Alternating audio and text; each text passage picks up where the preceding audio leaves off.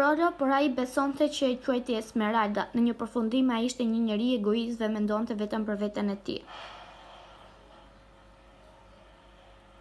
Kontraste, sipas tij, qenia njerëzore ka dy anë të kundra, vesin dhe vërtytje. Njeriu gjithë jetën e tij përpiqet ta shkëputet nga vesi dhe të bëhet i vërtytshëm. Këtë dualizëm shpirtëror Hugo e pasqyron përmes kontrasteve të fuqishme.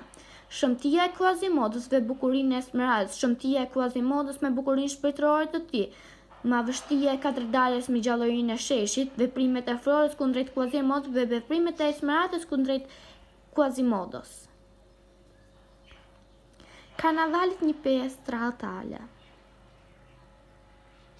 Këtu shfaqet arti mes jetës që merre me subjekte mitologjike, duke dashur të ishte vazhdimi i artit të antikitetit, të cila ishin me shfaqje tradhtale, por ky lloj arti nuk kishte lidhje me jetën e përditshme, nuk pasqyronte shqetësimin e njerëzve ndaj dhe njerëzit s'kishin interes ta shihnin. Disa figura, kthesat e bafasishme. Veprimi i Esmeraldës e the me njerëz situatën në të kundërtën të saj.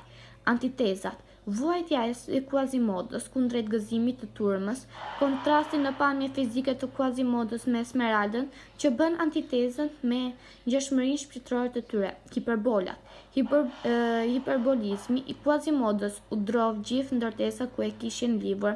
Hiperbolizmi i urrëties së tij në një elektricet të shpërfente në një